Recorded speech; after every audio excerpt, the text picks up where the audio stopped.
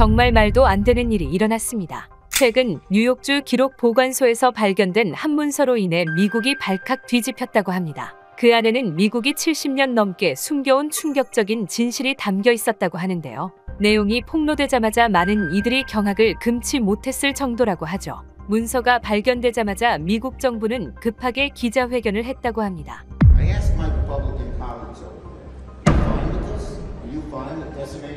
대체 무슨 일이 있었던 걸까요? 안녕하세요. 저는 소피안입니다. 한국계 미국인으로 독립탐사기자로 활동 중이죠. 어릴 적부터 한국계 미국인으로 살아간다는 것이 쉽지만은 않았어요. 아이들은 제 도시락을 보고 코를 찌푸렸고 제 이름을 일부러 잘못 발음하며 웃곤 했습니다. 너희 나라로 돌아가라는 말은 기본이었고 저를 볼 때마다 눈을 찍고는 했으니까요. 그럴 때마다 아버지는 소피야, 넌 자랑스러운 한국인이야. 우리 조상들은 어려운 상황에서도 항상 멋진 업적을 남겼단다라고 격려해 주셨어요. 어머니도 늘 내 뿌리를 절대 잊지 말으렴 하고 말씀하셨죠. 그 말씀들이 제게 힘이 되었고 덕분에 저는 기죽지 않고 당당하게 자랄 수가 있었습니다. 이런 성장 배경 덕분에 저는 문화와 교육의 연결고리에 관심을 갖게 됐어요. 특히 아버지는 항상 교육이야말로 모든 불평등을 해소하는 열쇠라고 강조하셨습니다. 그분의 영향으로 저는 저널리즘을 통해 다양한 문화 간의 교육 정책을 조명하는 일을 하게 되었죠. 그러다 그 문서를 보게 되었습니다. 아직도 그날의 기억이 생생합니다. 바쁜 뉴욕의 아침, 저는 커피 한 잔을 들고 뉴욕주 기록 보관소로 향했어요. 미국의 문화 정책이 세계 교육에 미친 영향에 관한 다큐멘터리를 준비하는 중이었습니다. 아버지가 돌아가시기 전 내가 가진 두 문화의 이해로 세상에 기여하라고 하셨어요. 이 프로젝트는 그 약속을 지키는 방법이기도 했죠. 저는 보관소에 도착해 1940년대 자료들을 살펴보기 시작했습니다. 제가 찾던 자료와는 전혀 상관없는 파일 사이에서 한국 문자 체계 효율성 연구라는 제목을 발견했어요. 호기심에 자료를 펼쳐봤죠. 놀랍게도 한글이 문맹 퇴치에 가장 효율적인 문자라고 명확히 기록되어 있었습니다. 부모님이 항상 자랑스럽게 말씀하셨던 한글의 우수성이 공식 문서에 있었어요. 더 깊이 살펴보니 이 연구가 철저히 은폐되었다는 흔적이 곳곳에 남아 있었습니다. 이 연구 결과는 현 교육 정책과 상충되므로 대외비로 분류할 것이라는 글귀도 있었죠. 직원에게 자료들을 복사해도 되는지 물었어요. 직원은 잠시 머뭇거리더니 이 문서는 최근 기밀 해제된 것이라고 답했습니다. 서둘러 모든 페이지를 스캔했어요. 며칠 후 더 많은 자료를 찾기 위해 다시 보관소를 찾았습니다. 그러나 그 문서는 흔적도 없이 사라져 있었어요. 직원은 그 자료가 현재 접근이 제한되어 있으며 상부의 재검토가 필요하다고 했습니다. 그날 저녁 휴대폰에 알림이 울렸어요. 모르는 번호였습니다. 이 연구는 건드리지 않는 것이 좋을 거야. 화면을 보는 제 손이 떨렸습니다. 누가? 왜? 연구를 시작하지도 않았는데 벌써 경고를 받다니요. 창문 밖으로 뉴욕의 밤거리를 바라보며 생각에 잠겼습니다. 어릴 적 아이들의 놀림에 맞서 당당히 서 있던 순간들이 떠올랐어요. 저널리스트로서 그리고 한국계 미국인으로서 제 본능은 진실을 파헤치라고 외치고 있었습니다. 그 순간 제 핏줄에 흐르는 한국인의 피가 저에게 속삭였죠.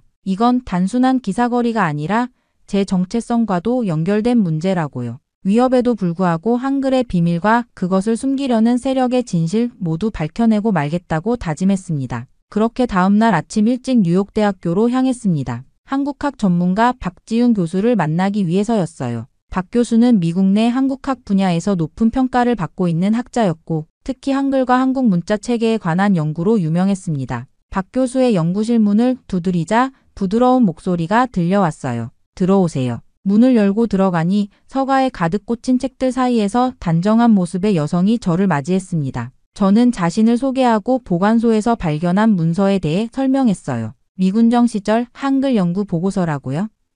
박 교수의 눈이 커졌습니다. 실제로 보셨다니 놀랍네요. 저도 그런 연구가 있었다는 소문은 들었지만 실제 문서는 본 적이 없어요. 제가 스캔한 자료를 보여드리자 박 교수는 한동안 말없이 문서를 읽었습니다. 그리고 깊은 숨을 내쉬었어요. 소피 씨, 한글은 단순한 문자가 아닙니다. 세종대왕이 과학적으로 설계한 문자 체계죠. 발음기관의 모양을 본떠 만들었고 모음은 천지인 철학을 반영했어요. 이렇게 과학적으로 설계된 문자는 세계적으로 드뭅니다. 박 교수는 잠시 생각에 잠긴 듯 창밖을 바라보더니 조심스럽게 말을 이어갔어요. 하지만 이 연구에 깊이 발을 들이면 위험할 수 있어요. 조심하세요. 그 말에 저는 기록 보관소에서의 이상한 경험과 받은 메시지에 대해 털어놓았습니다. 박 교수의 표정이 굳어졌어요. 저도 비슷한 경험이 있어요. 몇 년 전 미군 정식이 한국 교육 정책에 관한 연구를 시작했었죠. 그런데 갑자기 연구비 지원이 중단됐어요. 공식적인 이유는 예산 삭감이었지만 다른 연구들은 모두 정상적으로 진행됐습니다. 박 교수는 책상 서랍에서 오래된 신문 기사를 꺼내 보여주었어요. 2018년 시카고 대학의 김 교수가 비슷한 연구를 하다가 돌연 사임했어요. 공식적으로는 개인 사정이라고 했지만 학계에서는 다들 의문을 품었죠. 제 등줄기로 한기가 느껴졌습니다. 무언가 큰 세력이 이 연구를 막고 있다는 사실이 점점 명확해지고 있었어요. 왜 이런 연구를 막으려는 걸까요? 제가 물었습니다. 박 교수는 한참을 망설이다 말했어요. 한글의 효율성이 입증되면 미국의 언어 교육 정책 전반에 의문이 제기될 수 있어요. 더 나아가 세계 각국에 영어를 보급하려는 미국의 문화 정책과도 충돌할 수 있고요. 그녀는 제 손을 꼭 잡았습니다. 소피 씨, 이건 단순한 학술 연구가 아니에요. 정치와 권력이 얽힌 문제입니다. 조심하세요. 하지만 진실이 밝혀진다면 그것은 정말 중요한 발견이 될 거예요. 연구실을 나오며 저는 결심했습니다. 위험하더라도 이 이야기의 끝을 보겠다고요. 다음 단계로 저는 미군정 시절 교육부에서 일했던 생존자들을 찾아보기로 했습니다. 미군정 시절 교육부에서 일했던 생존자들을 찾는 것은 쉽지 않았습니다. 인터넷 검색, 도서관 자료, 심지어 국가기록원까지 뒤졌지만 관련 자료는 대부분 사라진 상태였어요. 마치 누군가가 의도적으로 모든 흔적을 지운 것 같았습니다. 좌절감이 밀려오던 차에 예상치 못한 도움이 찾아왔습니다. 지인의 소개로 만난 한국전 참전퇴역 군인 스미스 씨가 중요한 정보를 알려주었어요. 내 전우 중 한 명이 미군정 교육부와 연결되어 있었어. 그를 통해 당시 프로젝트에 참여했던 비서를 알 수 있을 거야. 그렇게 저는 플로리다 마이애미의 조용한 은퇴자 마을에서 82세의 마거릿 스펜서를 만나게 되었습니다. 현관문을 열어주신 마거릿은 나이에 비해 또렷한 눈빛을 가진 분이었어요. 한국 문자 연구에 대해 알고 싶다고요? 마거릿의 목소리에는 놀라움이 묻어났습니다. 75년이 넘는 세월 동안 아무도 그것에 대해 묻지 않았는데 말이에요. 따뜻한 차를 마시며 마거릿은 1947년 자신이 미군정 연구 프로젝트의 문서 작성자로 일했던 시절을 회상했습니다. 그 프로젝트는 한국의 문맹률을 낮추기 위한 최적의 교육 방법을 연구하는 것이었어요. 처음에는 영어 교육이 중심이었지만 연구가 진행될수록 한글의 효율성이 명확히 드러났죠. 마거릿의 기억은 놀라울 정도로 선명했습니다. 한글을 배운 학생들은 불과 몇 주 만에 기본적인 읽기를 마스터했어요. 같은 기간 영어를 배운 학생들은 절반도 따라가지 못했죠. 수치로 보면 한글의 학습 효율성이 최소 3배 이상 높았어요. 왜 이 연구 결과가 공개되지 않았나요?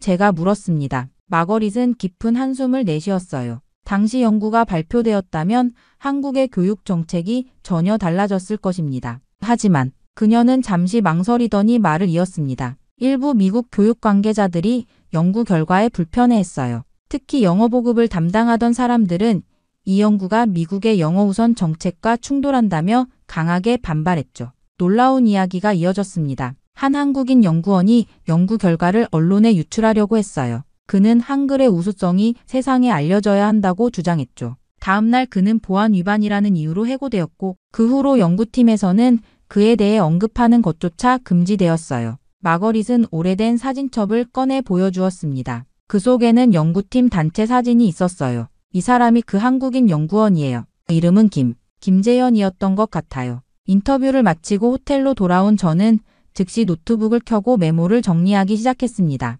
그런데 이메일을 확인하자 이상한 점을 발견했어요. 제가 보내지 않은 이메일이 발신함에 있었고 모든 폴더가 뒤죽박죽이었습니다. 휴대폰도 마찬가지였어요. 최근 통화 기록이 모두 지워져 있었고 낯선 앱이 설치되어 있었습니다. 누군가 제 기기들을 해킹한 것이 분명했어요. 이제 위험은 더 이상 추상적인 위협이 아니었습니다. 그들은 제가 무엇을 찾고 있는지 알고 있었고 저를 감시하고 있었습니다. 하지만 이제 숨어있던 퍼즐 조각이 드러나기 시작했어요. 김재현, 그는 누구였을까요? 그리고 그에게 무슨 일이 일어났던 걸까요? 이 의문을 안고 뉴욕으로 돌아오는 비행기 안에서 문득 한 가지 생각이 떠올랐습니다. 할아버지 헨리 한 대령도 한국전에 참전했었고 전쟁 전에는 미군정에서 교육 지원 임무를 수행했다고 들었어요. 혹시 할아버지의 유품 속에 단서가 있지 않을까 하는 희망이 생겼습니다. 뉴욕에 도착하자마자 어머니에게 전화를 걸었어요. 엄마, 할아버지가 한국에서 가져온 물건들이 아직 보관되어 있나요? 물론 있지.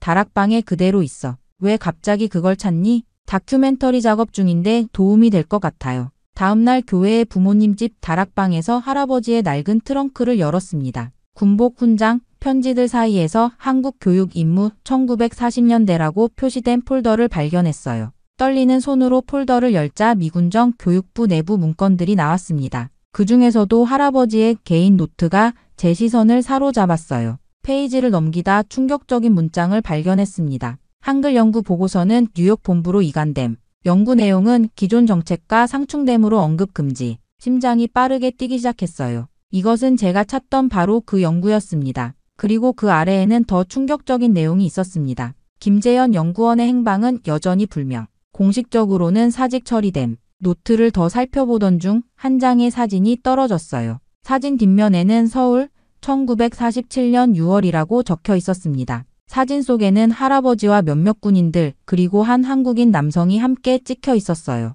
순간 숨이 멎는 듯 했습니다. 그 한국인 남성의 얼굴이 낯설지 않았어요. 박 교수의 오래된 논문에서 본 연구원의 사진과 동일한 인물이었습니다. 이건 분명 마거릿이 언급했던 김재현이었어요. 즉시 박 교수에게 사진을 보냈습니다. 곧바로 답장이 왔어요. 맞아요, 이 사람이 김재현 박사예요. 그는 한글 효율성 연구의 핵심 인물이었죠. 하지만 연구 결과를 공개하려다 미국 교육 담당자들과 심각한 갈등을 빚었고 그 후 실종되었어요. 실종이라니, 이건 단순한 학술적 논쟁이 아니었습니다. 누군가의 목숨이 걸린 문제였을 수도 있었어요. 할아버지의 노트를 다시 살펴보니 마지막 페이지에 또 다른 메모가 있었습니다. 최종 보고서는 뉴욕주 기록 보관소 특별 섹션에 보관. 접근 코드 RG350K. 이것이 바로 제가 찾던 연결고리였습니다. 처음에 우연히 발견했던 문서의 출처와 할아버지의 노트가 연결되었어요. 이제 완전한 보고서를 찾아야 했고 김재현에게 무슨 일이 일어났는지도 알아내야 했습니다.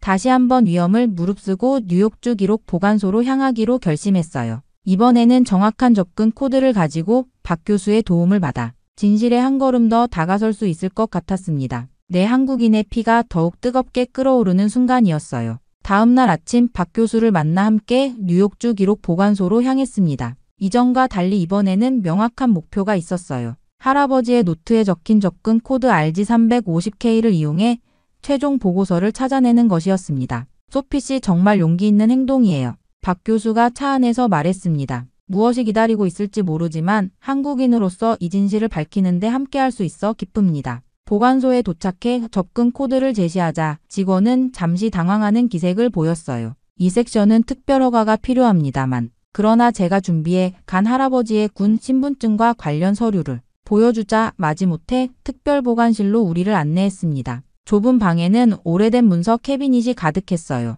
직원의 도움으로 한국어 문자 효율성 연구 최종 보고서라는 제목의 두꺼운 파일을 찾아냈습니다. 1947년 날짜가 찍힌 이 보고서는 미군정 교육부의 공식 도장이 찍혀 있었어요. 박 교수와 저는 숨죽이며 페이지를 넘기기 시작했습니다. 보고서의 내용은 충격적이었어요. 한글의 효율성에 관한 구체적인 데이터가 빼곡히 적혀 있었습니다. 믿을 수 없어요. 박 교수가 속삭였습니다. 이 데이터에 따르면 한글을 배운 학생들은 2주 만에 신문기사의 70%를 읽을 수 있었대요. 이건 정말 놀라운 수치입니다. 더 놀라운 결과도 있었어요. 6개월간의 추적 연구에서 한글을 배운 학생들의 단어 학습량은 영어보다 3.7배, 일본어보다 4.2배 높았습니다. 문맹률 감소 속도 역시 다른 어떤 문자 체계보다 빨랐어요. 이것이 사실이라면 한글은 정말 세계에서 가장 효율적인 문자 체계인 거네요. 제가 감탄했습니다. 그러나 보고서 말미에 첨부된 정책 메모를 보고 우리는 경악할 수밖에 없었어요. 미국의 영향력 확대를 위해 영어 교육을 우선하고 한글의 효율성 연구는 내부 참고용으로만 사용할 것. 이 연구 결과의 공개는 미국의 언어 정책 및 문화 수출 전략에 악영향을 미칠 수 있음. 우리는 서로를 바라보았습니다. 이건 단순한 학술적 발견을 넘어선 정치적 결정이었어요. 미국의 언어적, 문화적 패권을 위해 한글의 효율성을 의도적으로 무시한 것이었죠. 이걸 봐요. 박 교수가 보고서의 저자 목록을 가리켰습니다. 주연구원으로 김재현의 이름이 있었고 그 옆에는 할아버지 헨리한의 이름도 있었어요. 할아버지와 김재현은 동료였던 거네요. 마지막 페이지에는 손글씨로 적힌 메모가 있었습니다. 이 연구는 한국 교육의 미래를 위해 반드시 보존되어야 한다. 저는 눈물이 글썽였어요. 할아버지께서 이 진실을 보존하기 위해 노력하셨다는 사실이 가슴에 와닿았습니다. 그리고 이제 그 바통을 제가 이어받은 것 같았어요. 이 보고서를 복사해야 해요. 박 교수가 급히 말했습니다. 그리고 김재현 박사에게 무슨 일이 있었는지도 알아내야 해요. 우리는 보고서 전체를 스캔했고 박 교수는 그 자리에서 다양한 학술 데이터베이스를 검색하기 시작했어요. 이제 저희에게는 결정적인 증거가 생겼습니다. 다음 단계는 이 진실을 어떻게 세상에 알릴 것인가였어요. 보고서 전체를 스캔하고 나오면서 저는 한 가지 의문이 들었습니다. 70년 전 연구 결과가 정말 정확한 것일까요? 혹시 당시 정치적 이유로 데이터가 과장된 것은 아닐까요? 저널리스트로서 검증 없이 정보를 받아들일 수는 없었어요. 박 교수님, 이 연구 결과를 현대에서 검증해 볼 수 있을까요? 제가 물었습니다. 박 교수는 잠시 생각하더니 답했어요. 재미있는 생각이네요. 제 수업을 듣는 학생들 중에서 자원자를 모아볼 수 있겠어요. 일주일 후 우리는 20명의 대학생으로 실험 그룹을 구성했습니다. 10명에게는 한글을, 나머지 10명에게는 비슷한 난이도의 다른 문자 체계를 가르치기로 했어요. 모두 외국어 학습 경험이 비슷한 학생들이었습니다. 첫 2주 동안 매일 1시간씩 문자를 가르쳤어요. 그리고 간단한 신문기사 해독 테스트를 실시했습니다. 결과는 충격적이었어요. 한글을 배운 학생들은 평균적으로 제시된 기사의 68%를 읽을 수 있었던 반면 다른 문자를 배운 학생들은 평균 23%에 그쳤습니다. 이건 미군정 보고서의 결과와 거의 일치해요.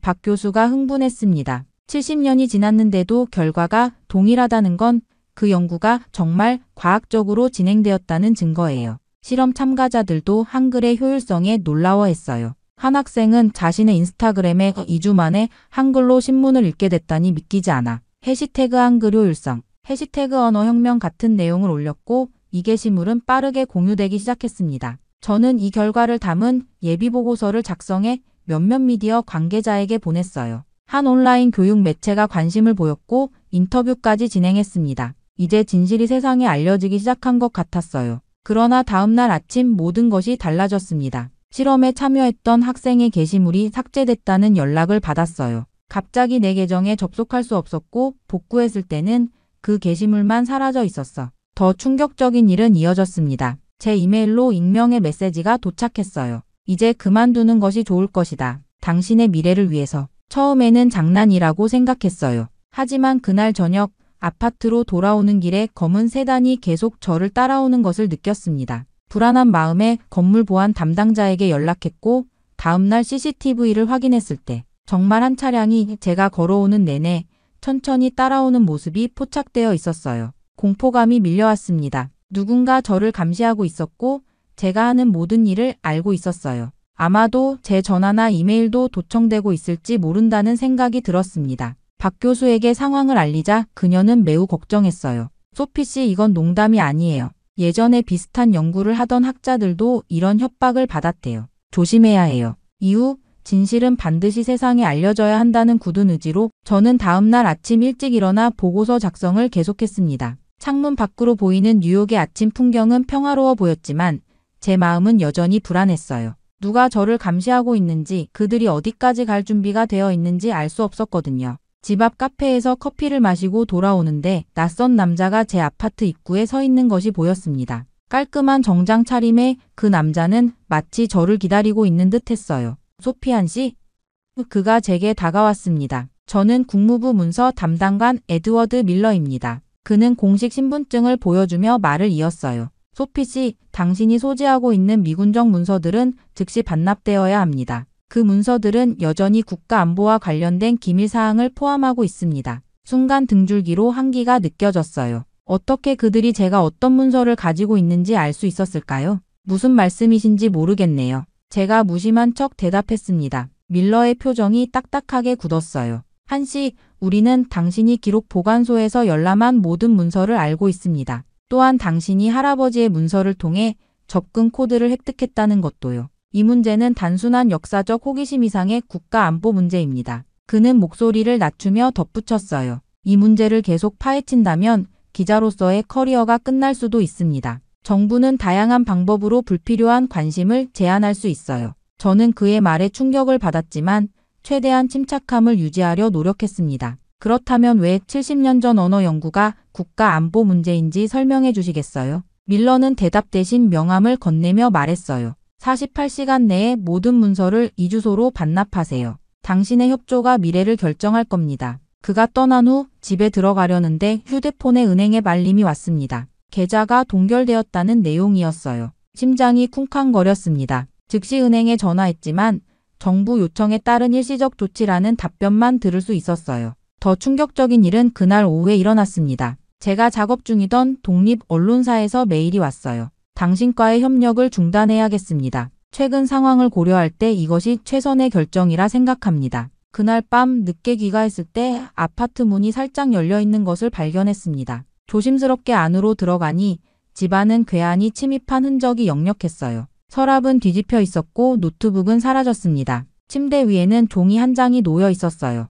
이제 그만둬라. 공포에 떨면서도 가장 먼저 확인한 것은 비밀 장소에 숨겨둔 USB였습니다. 다행히 그곳은 발견되지 않았어요. 모든 중요 문서는 그 USB와 온라인 클라우드에 백업해둔 상태였습니다. 불안한 마음에 박 교수에게 전화를 걸었지만 연결되지 않았어요. 문자를 보냈자 잠시 후 짧은 답장이 왔습니다. 그들이 날 감시하고 있어. 당분간 연락하지 마. 그날 밤 저는 창가에 서서 어두운 거리를 바라보았습니다. 이제 저는 완전히 고립되었어요. 계좌는 동결되고 일자리는 잃었으며 동료는 연락이 두절됐습니다. 하지만 진실은 제 손안에 있었고 이대로 물러설 수는 없었습니다. 다음 날 아침 저는 일찍 일어나 보고서 작성을 계속했습니다. 창문 밖으로 보이는 뉴욕의 아침 풍경은 평화로워 보였지만 제 마음은 여전히 불안했어요. 누가 저를 감시하고 있는지, 그들이 어디까지 갈 준비가 되어 있는지 알 수 없었거든요. 집 앞 카페에서 커피를 마시고 돌아오는데 낯선 남자가 제 아파트 입구에 서 있는 것이 보였습니다. 깔끔한 정장 차림의 그 남자는 마치 저를 기다리고 있는 듯 했어요. 소피안 씨? 그가 제게 다가왔습니다. 저는 국무부 문서 담당관 에드워드 밀러입니다. 그는 공식 신분증을 보여주며 말을 이었어요. 소피 씨, 당신이 소지하고 있는 미군정 문서들은 즉시 반납되어야 합니다. 그 문서들은 여전히 국가 안보와 관련된 기밀 사항을 포함하고 있습니다. 순간 등줄기로 한기가 느껴졌어요. 어떻게 그들이 제가 어떤 문서를 가지고 있는지 알 수 있었을까요? 무슨 말씀이신지 모르겠네요. 제가 무심한 척 대답했습니다. 밀러의 표정이 딱딱하게 굳었어요. 한씨, 우리는 당신이 기록 보관소에서 열람한 모든 문서를 알고 있습니다. 또한 당신이 할아버지의 문서를 통해 접근 코드를 획득했다는 것도요. 이 문제는 단순한 역사적 호기심 이상의 국가 안보 문제입니다. 그는 목소리를 낮추며 덧붙였어요. 이 문제를 계속 파헤친다면 기자로서의 커리어가 끝날 수도 있습니다. 정부는 다양한 방법으로 불필요한 관심을 제한할 수 있어요. 저는 그의 말에 충격을 받았지만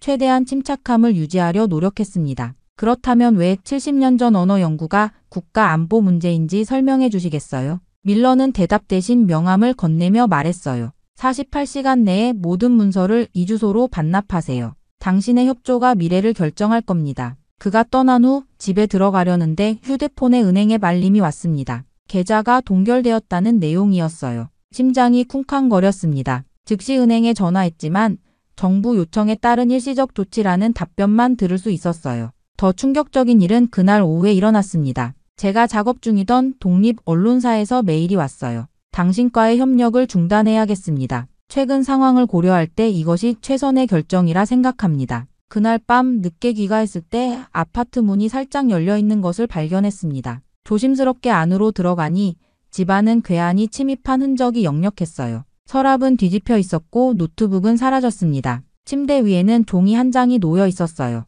이제 그만둬라. 공포에 떨면서도 가장 먼저 확인한 것은 비밀 장소에 숨겨둔 USB였습니다. 다행히 그곳은 발견되지 않았어요. 모든 중요 문서는 그 USB와 온라인 클라우드에 백업해둔 상태였습니다. 불안한 마음에 박 교수에게 전화를 걸었지만 연결되지 않았어요. 문자를 보냈자 잠시 후 짧은 답장이 왔습니다. 그들이 날 감시하고 있어. 당분간 연락하지 마. 그날 밤 저는 창가에 서서 어두운 거리를 바라보았습니다. 이제 저는 완전히 고립되었어요. 계좌는 동결되고 일자리는 잃었으며 동료는 연락이 두절됐습니다. 하지만 진실은 제 손안에 있었고 이대로 물러설 수는 없었습니다. 저널리스트로서 그리고 한국인으로서 제가 해야 할 선택은 명확했어요. 침묵할 수는 없었습니다. 미국 내에서 문이 닫혔다면 다른 곳에서 진실을 알릴 방법을 찾아야 했어요. 비밀리에 보관해둔 USB를 꺼내 모든 자료를 재정리했습니다. 실험 결과, 역사적 문서,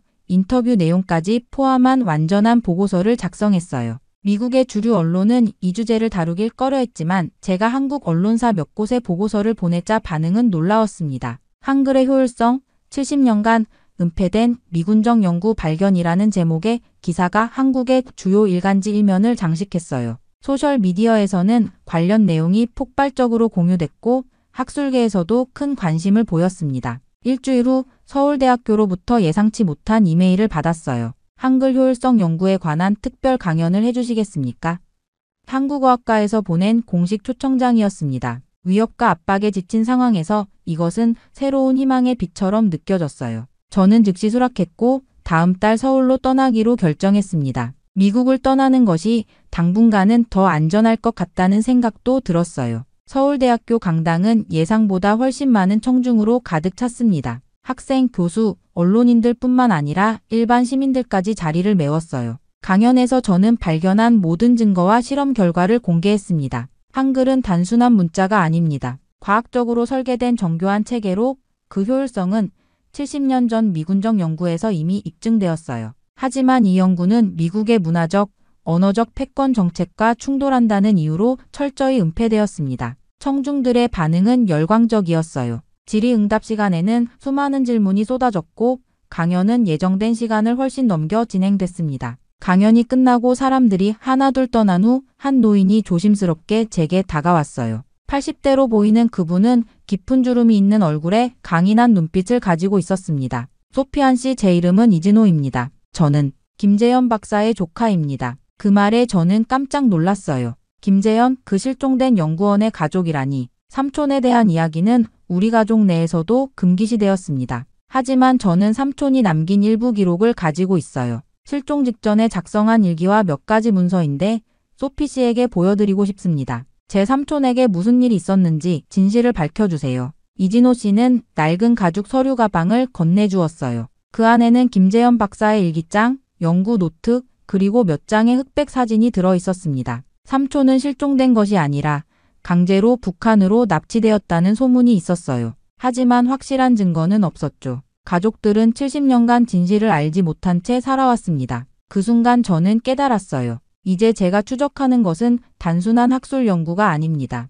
이것은 한 인간의 생명과 관련된 역사적 진실을 밝히는 일이었어요. 김재현 박사는 한글의 효율성을 세상에 알리려다 희생된 것일까요? 서울의 저녁 하늘을 바라보며 저는 이 여정의 끝이 아직 멀었음을 느꼈습니다. 한글의 비밀과 함께 70년 전 실종된 한 학자의 운명까지 밝혀내야 했어요. 어머니와 아버지께서 항상 말씀하셨던 것처럼 한국은 결코 힘이 약한 나라가 아니었습니다. 단지 그 힘과 지혜가 세상에 제대로 알려지지 않았을 뿐이죠. 이제 저는 그 숨겨진 진실을 찾아 끝까지 가겠습니다. 이것은 단순한 학문적 발견이 아니라 우리의 정체성을 되찾는 여정입니다. 한글처럼 과학적이고 명확하게 진실을 밝혀내겠습니다. 정말 말도 안 되는 일이 일어났습니다. 최근 일본에서 한글과 관련된 비밀 문서가 발견되면서 도쿄가 완전히 뒤집혔다고 합니다.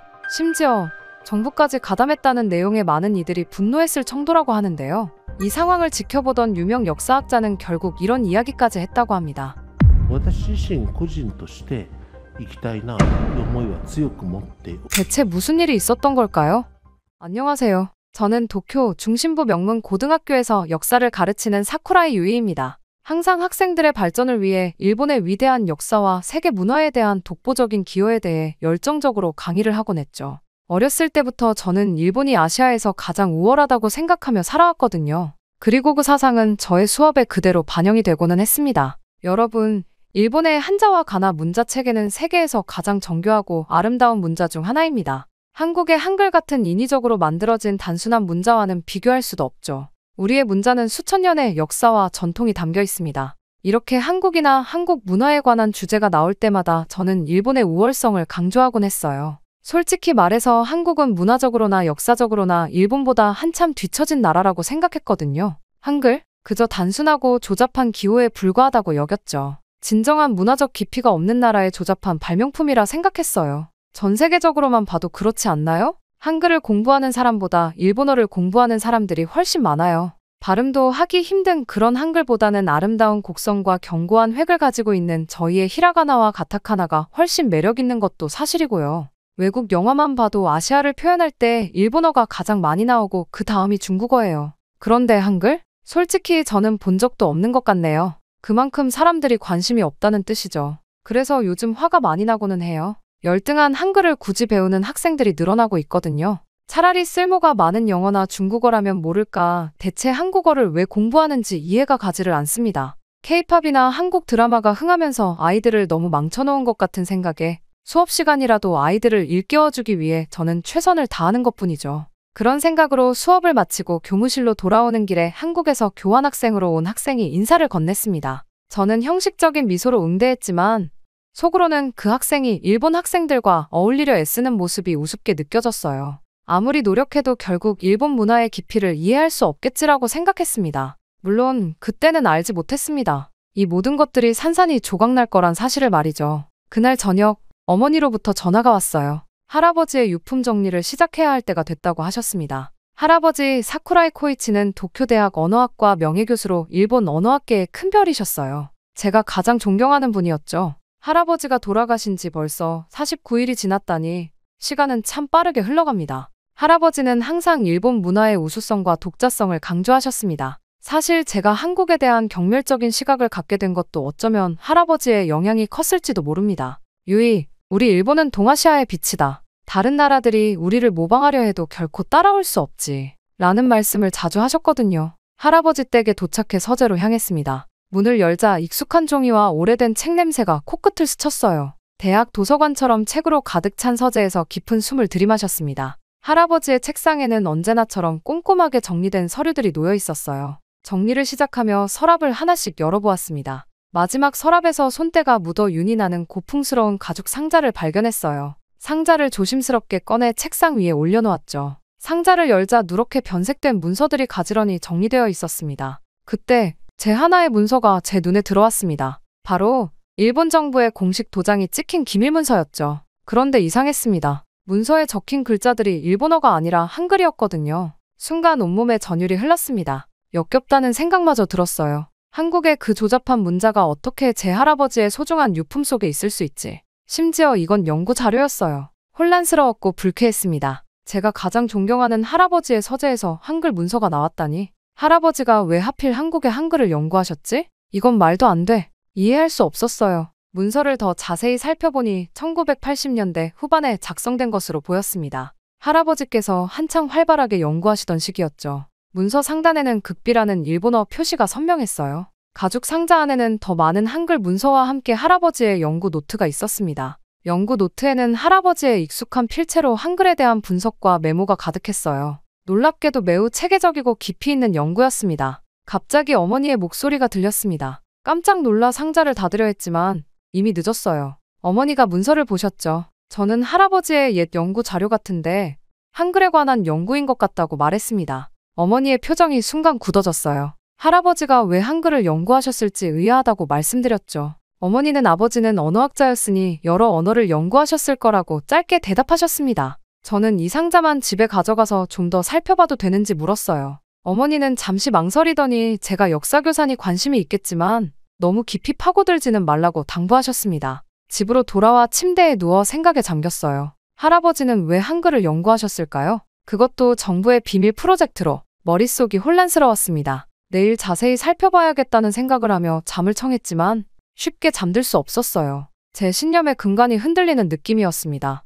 다음 날 아침 햇살이 커튼 사이로 스며들었을 때 저는 이미 깨어 있었습니다. 밤새 뒤척이며 거의 잠을 이루지 못했어요. 할아버지의 가죽 상자가 제 침대 옆 테이블에 놓여 있었죠. 그 안에 담긴 한글 문서의 의미가 자꾸만 머릿속을 맴돌았습니다. 이제 제대로 읽어봐야겠어. 아침 식사도 거른 채 저는 가죽 상자를 열었어요. 문서들을 하나씩 꺼내 침대 위에 펼쳐놓았습니다. 한글로 된 부분은 읽지 못했지만 중간중간 일본어 메모가 있었고 할아버지의 연구 노트도 있었죠. 할아버지의 연구 노트는 일본어로 꼼꼼하게 작성되어 있었습니다. 1986년부터 1989년까지의 기록이었어요. 노트의 첫 페이지에는 프로젝트 개요가 적혀 있었습니다. 노트에는 디지털 시대를 대비한 문자 체계 효율성 연구라는 제목 아래 일본 문부성과 과학기술청 공동 프로젝트라고 적혀 있었습니다. 책임자는 사쿠라이 코이치 교수, 즉 제 할아버지였고, 목표는 컴퓨터 환경에서 각국 문자 체계의 효율성을 비교 분석하는 것이었어요.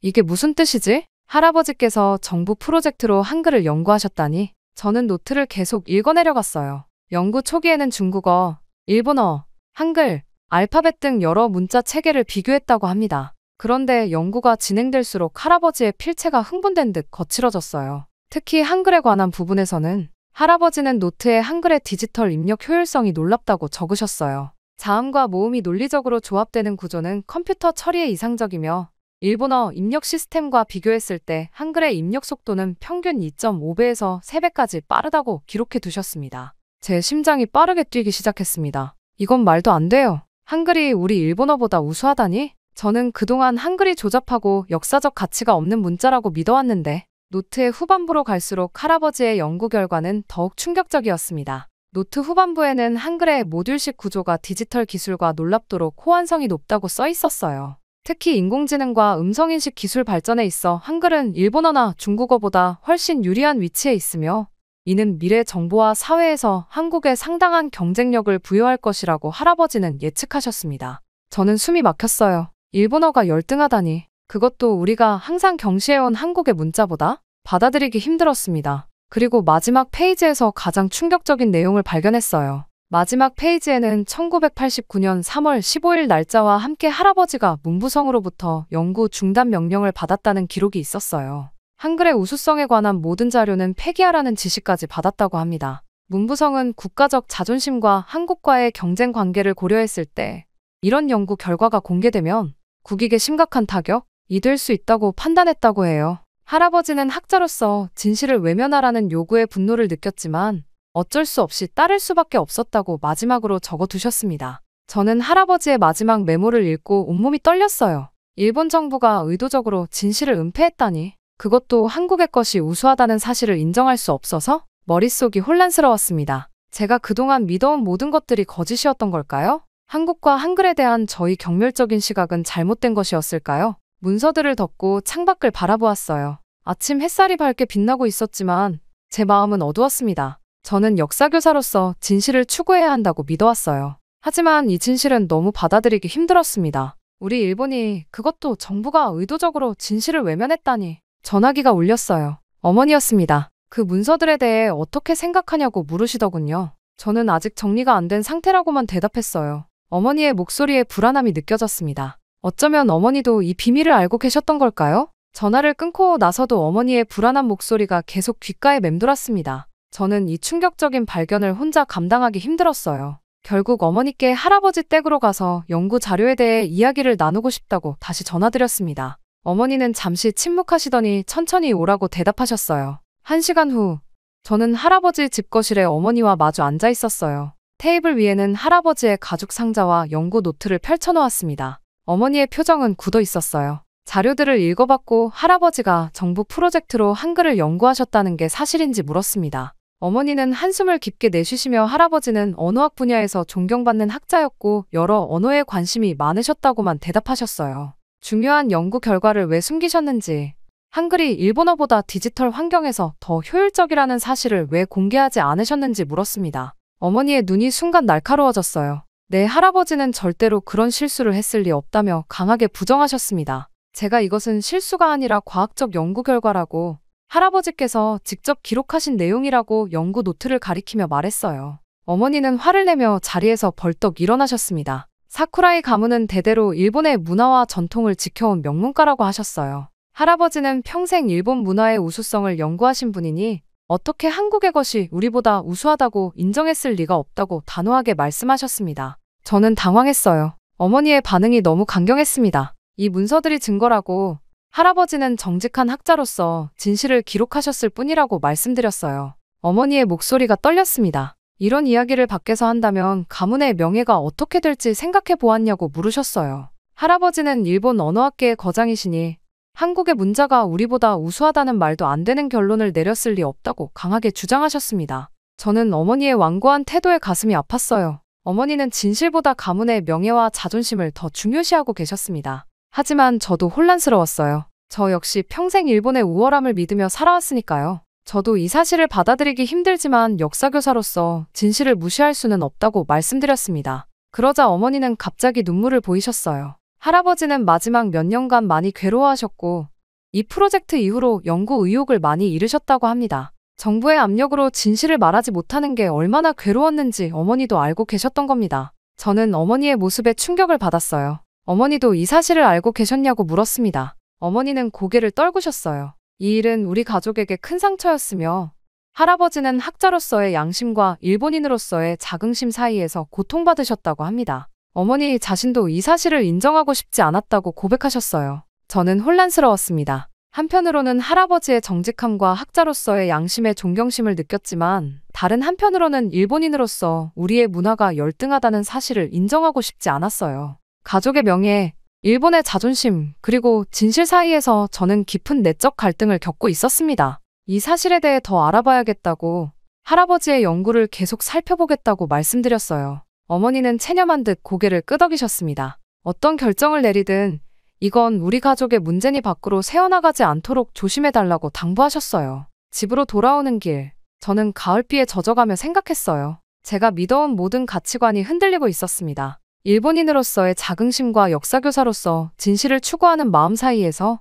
저는 어떤 선택을 해야 할까요? 다음 날 아침, 저는 결심을 했습니다. 이 문제를 혼자서는 해결할 수 없었어요. 더 많은 정보가 필요했죠. 할아버지의 연구 노트를 다시 살펴보니 하세가와 신지라는 교수님의 이름이 자주 등장했습니다. 할아버지와 함께 프로젝트를 진행했던 도쿄대학 언어학과 동료였어요. 인터넷 검색을 통해 하세가와 교수는 이미 은퇴했지만 도쿄 교외에 살고 계시다는 정보를 찾았습니다. 망설임 없이 전화번호를 찾아 연락을 취했어요. 사쿠라이 코이치의 손녀라고 자신을 소개하자 하세가와 교수는 잠시 침묵하시더니 방문을 허락하셨습니다. 그날 오후 저는 도쿄 교외의 조용한 주택가에 위치한 하세가와 교수의 집을 찾았어요. 75세의 노 교수는 예상보다 훨씬 정정하셨습니다. 하지만 눈빛에는 깊은 피로감이 서려 있었어요. 하세가와 교수는 사쿠라이 선생의 손녀라며 저를 맞이하셨습니다. 그분의 서재는 할아버지의 것과 비슷했어요. 책과 자료들로 가득 찬 공간이었습니다. 교수님은 차를 내어주시며 방문 이유를 물으셨어요. 할아버지의 가죽 상자와 연구 노트를 꺼내 보여드렸어요. 하세가와 교수의 얼굴이 창백해졌습니다. 그분은 떨리는 손으로 자료들을 만지셨어요. 이것들을 어디서 찾았냐며 코이치가 모두 폐기했다고 생각했다고 말씀하셨습니다. 저는 할아버지의 서재에서 발견했다고 설명했어요. 그리고 이 연구가 의미하는 바가 무엇인지, 왜 숨겨졌는지 알고 싶다고 말씀드렸습니다. 하세가와 교수는 깊은 한숨을 내쉬셨어요. 하세가와 교수는 이것이 단순한 학술 연구가 아니었다고 말씀하셨어요. 1980년대 후반, 일본 정부는 컴퓨터 시대에 대비해 문자 체계의 효율성을 연구하라는 비밀 프로젝트를 시작했고, 코이치와 교수님은 주요 연구원이었다고 합니다. 교수님은 천천히 말을 이어갔어요. 그들은 처음부터 한글의 우수성을 알고 있었다고 합니다. 한글은 디지털 환경에서 일본어나 중국어보다 훨씬 효율적이었고, 컴퓨터 처리와 입력 속도 면에서 월등했다고 해요. 하세가와 교수는 그들이 객관적인 과학자로서 연구를 진행했다고 말씀하셨어요. 중간 보고서를 제출했을 때 정부 관계자들의 반응이 심상치 않았다고 합니다. 한국의 것이 일본보다 우수하다니 말도 안 된다며 더 연구하라고 했다고 해요. 교수님의 목소리에는 깊은 후회와 죄책감이 묻어 있었습니다. 최종 결과가 나왔을 때도 정부는 인정하지 않았다고 합니다. 오히려 국익을 위해 모든 자료를 폐기하고 연구 사실 자체를 비밀에 붙이라고 압력을 넣었다고 해요. 하세가와 교수는 제 할아버지와 본인이 일본 정부의 압력으로 인해 진실을 숨겼다고 고백하셨어요. 그들은 한글의 우수성을 처음부터 알고 있었지만 일본 정부는 한국에 대한 자존심 때문에 결과를 은폐했다고 말씀하셨습니다.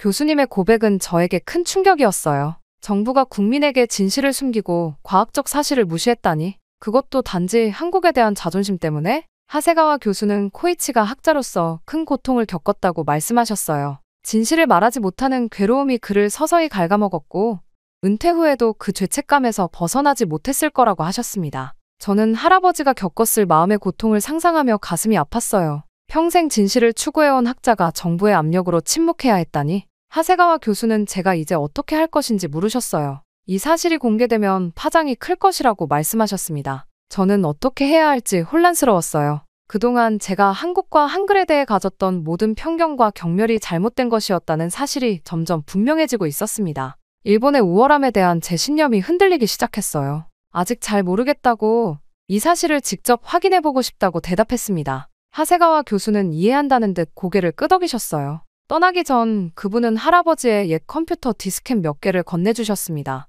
이것은 그들의 원본 데이터이며 코이치를 위해서라도 진실을 알아가길 바란다고 말씀하셨어요. 집으로 돌아오는 전철 안에서 저는 창밖을 바라보며 생각에 잠겼어요. 제 세계관이 송두리째 흔들리고 있었습니다. 과연 진실은 무엇이고 저는 어떤 선택을 해야 할까요? 다음 날 학교에 도착했을 때 제 마음은 여전히 혼란스러웠습니다. 교무실에 앉아 수업 준비를 하는 동안에도 하세가와 교수님의 말씀이 계속 머릿속을 맴돌았어요. 과연 한글이 정말 일본어보다 디지털 환경에서 더 효율적일까? 이 충격적인 주장이 사실이라면 제가 그동안 가르쳐온 많은 내용이 편견에 기반한 것이었을지도 모릅니다. 역사 교사로서 저는 항상 학생들에게 객관적 사실과 증거의 중요성을 강조해왔어요. 그런데 정작 제 자신은 검증되지 않은 편견을 사실처럼 받아들이고 있었던 건 아닐까요? 이 의문을 해결하기 위해 직접 실험을 해보기로 결심했습니다. 첫 번째 수업이 시작되기 전 저는 컴퓨터실 사용 허가를 받았어요. 오늘 3학년 학생들과 특별 프로젝트를 진행하겠다고 교장 선생님께 말씀드렸습니다.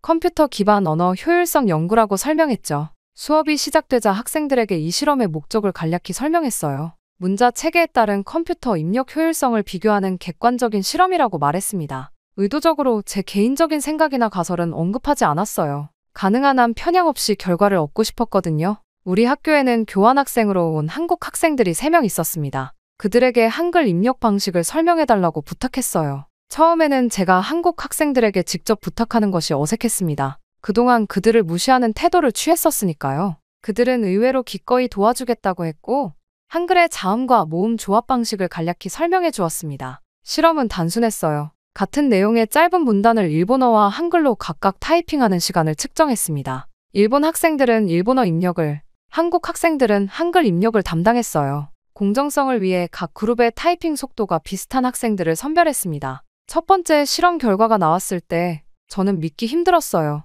한글 입력이 일본어 입력보다 평균 2.8배 빨랐습니다. 혹시 우연의 일치일까 싶어 더 긴 문단으로 두 번째 실험을 진행했어요. 이번에는 차이가 더 벌어졌습니다. 한글 입력이 일본어보다 3.2배 빨랐어요. 선생님, 왜 이렇게 차이가 나는 거예요? 한 일본 학생이 물었습니다. 저는 하세가와 교수님에게 들은 내용을 바탕으로 최대한 객관적으로 설명했어요. 한글의 자음과 모음 구조가 디지털 환경에서 더 효율적일 수 있다고요. 학생들은 호기심 어린 눈으로 그 차이를 직접 확인하며 놀라워했습니다. 마지막으로 음성 인식 기능도 테스트해 보았어요. 결과는 더욱 충격적이었습니다. 한글의 음성 인식 정확도가 일본어보다 훨씬 높았어요. 컴퓨터가 한글 발음을 인식하는 속도와 정확도가 일본어보다 약 4배 정도 뛰어났습니다. 교실에 있는 모든 학생들이 이 결과에 놀랐어요. 한국 교환학생들은 자랑스러워 보였고 일본 학생들은 의아해하는 표정이었습니다. 그리고 가장 충격을 받은 사람은 바로 저였어요. 제가 그동안 한글을 얼마나 경멸했는지, 한국 문화를 얼마나 무시했는지 생각하니 부끄러움이 밀려왔습니다. 객관적 데이터와 직접적인 증거 앞에서 제 편견이 무너져 내렸어요. 역사 교사로서 진실을 추구해야 한다고 가르쳐왔지만 정작 저 자신은 검증되지 않은 편견 속에 살아왔던 겁니다. 수업이 끝나고 교무실로 돌아오는 길에 마음이 무거웠어요. 그동안 제가 학생들에게 가르쳐온 많은 내용들, 특히 한국에 관한 내용들이 얼마나 편향되어 있었는지 깨달았습니다. 진실을 외면한 채 자국의 우월함만 강조했던 저희 모습이 부끄러웠어요. 이제 저는 선택의 기로에 서 있었습니다. 이 사실을 어떻게 받아들이고 앞으로 어떻게 행동해야 할까요? 역사 교사로서 그리고 일본인으로서 저희 책임은 무엇일까요? 며칠 동안 저는 깊은 고민에 빠져 있었습니다. 실험 결과는 명백했고 하세가와 교수님의 증언과 할아버지의 연구 자료들이 모두 일치했어요. 더 이상 진실을 외면할 수 없었습니다. 역사 교사로서 저는 학생들에게 객관적 사실을 가르쳐야 한다는 책임감을 느꼈어요. 고민 끝에 저는 다음 역사 수업의 문화교류단원에서 이 내용을 다루기로 결심했습니다. 할아버지의 연구 자료와 제가 진행한 실험 결과를 바탕으로 동아시아 문자 체계의 발전과 디지털 시대에 적응에 관한 특별 수업 계획서를 작성했어요.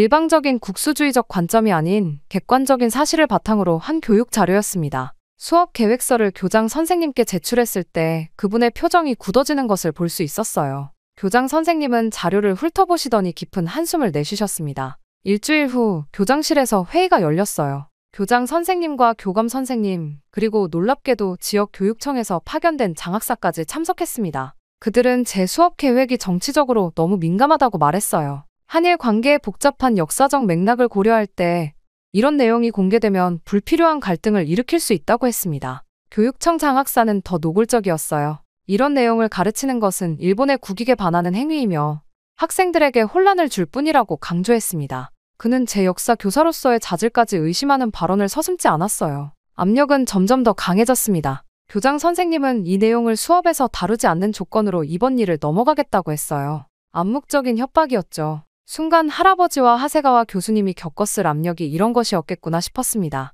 며칠간의 깊은 고민 끝에 저는 정면 대결보다 더 현명한 방법이 있다고 판단했어요. 성급하게 모든 것을 공개하는 것은 제 교직 생활을 위험에 빠뜨릴 뿐만 아니라 오히려 진실이 묻힐 가능성도 있었습니다. 사회적 변화는 때로는 점진적인 과정을 통해 더 효과적으로 이루어진다는 것을 역사가 증명하고 있었으니까요. 저는 먼저 신뢰할 수 있는 동료 교사들에게 이 자료를 공유하기 시작했어요. 국어교사, 컴퓨터 과학교사, 그리고 같은 학교의 다른 역사 교사들에게요. 그들도 처음에는 놀라워했지만 객관적인 데이터 앞에서 진실을 부정할 수 없었습니다. 또한 대학 시절 친구들 중 언어학과 컴퓨터 과학 분야에서 활동하는 전문가들에게도 자료를 전달했어요. 그들을 통해 학계에서 이 주제가 조용히 논의되기 시작했습니다. 초기에는 소규모 세미나와 연구 모임 수준이었지만 점차 영향력이 확대되어 갔어요. 교실에서는 직접적으로 이 주제를 다루지는 않았지만 학생들에게 비판적 사고와 다양한 문화에 대한 열린 태도의 중요성을 강조했습니다.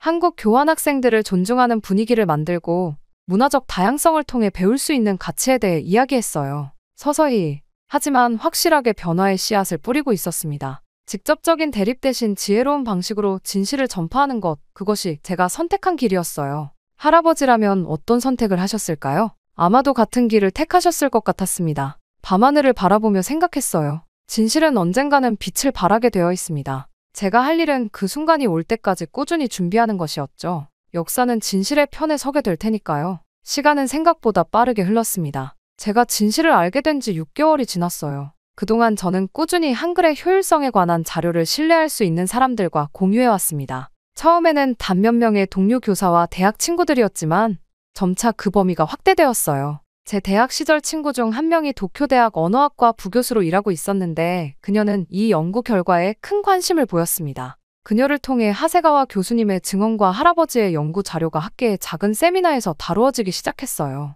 처음에는 반발도 있었지만 객관적인 데이터 앞에서 진실을 부정하기는 어려웠죠. 교내에서도 조용한 변화가 일어나고 있었습니다. 컴퓨터 과학교사가 독자적으로 문자 입력 효율성에 관한 동아리 활동을 시작했어요. 학생들은 다양한 문자 체계를 비교하며 디지털 환경에서의 적응성을 연구했습니다. 한국 교환 학생들도 자연스럽게 참여하게 되었고 일본 학생들과의 협력이 이루어졌어요. 저는 역사 수업에서 직접적으로 이 주제를 다루지는 못했지만 비판적 사고와 다양한 관점의 중요성을 더욱 강조하기 시작했습니다. 학생들이 스스로 생각하고 질문할 수 있도록 독려했어요. 그리고 한국 문화에 관한 객관적인 정보를 조금씩 수업에 통합시켰습니다. 어느 날 언어학 학술지에 한글의 디지털 효율성에 관한 연구 논문이 발표되었어요. 익명의 연구팀이 발표한 이 논문은 할아버지의 연구와 놀랍도록 유사한 결론을 담고 있었습니다. 논문은 학계에서 상당한 주목을 받았고 점차 일본 언론에서도 이 주제를 다루기 시작했어요.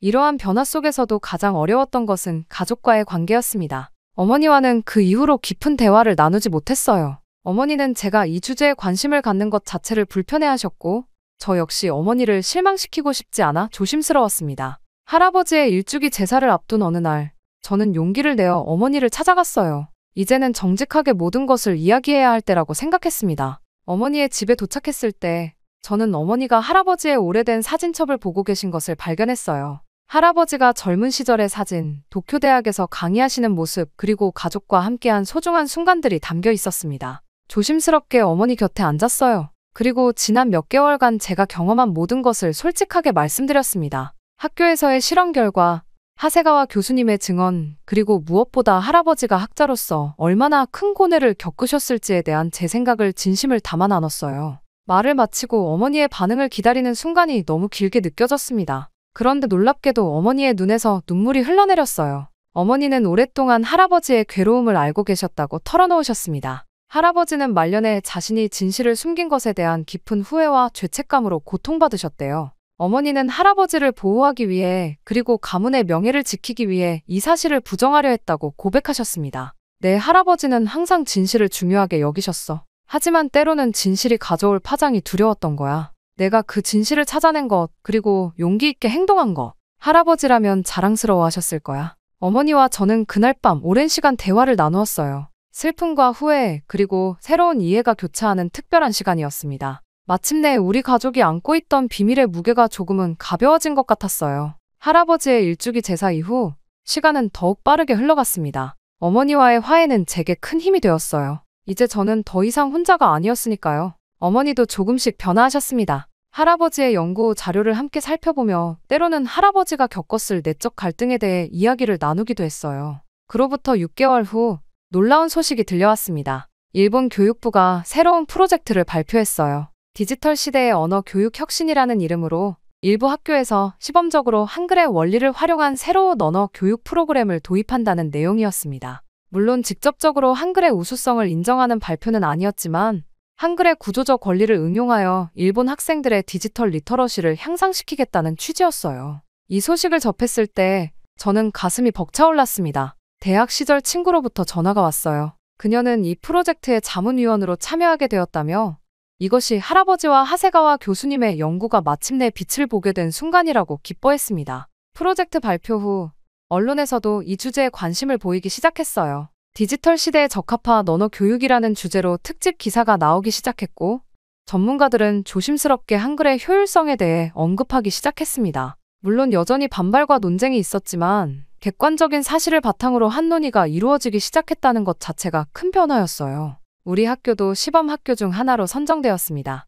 교장 선생님은 여전히 불편한 기색이었지만 교육부의 공식 프로젝트인 만큼 거부할 수 없었어요. 저는 프로젝트 참여 교사로 지원했고 놀랍게도 승인받았습니다. 프로젝트 시작일, 저는 3학년 학생들과 함께 새로운 수업을 시작했어요. 한글의 원리를 설명하면서 동시에 문자 체계의 다양성과 각 체계가 가진 장단점에 대해 객관적으로 이야기했습니다. 학생들은 호기심 어린 눈으로 이 새로운 접근 방식을 받아들였어요. 수업이 끝날 무렵 한 학생이 질문했습니다. 선생님, 왜 지금까지 이런 내용을 배우지 않았나요? 한글의 효율성이 이렇게 높다면 우리가 먼저 받아들였으면 더 좋지 않았을까요? 그 순간 교실 안이 조용해졌어요. 모든 학생들의 시선이 저에게 향했습니다. 저는 깊은 숨을 들이마시고 솔직하게 대답했습니다. 저는 오랫동안 일본이 한국보다 우월하다고 생각했습니다. 많은 사람들이 그렇게 믿어왔고 저 역시 그런 편견 속에서 살았어요. 하지만 결국 진실은 드러났고 좋은 것은 강요하지 않아도 자연스럽게 선택됩니다.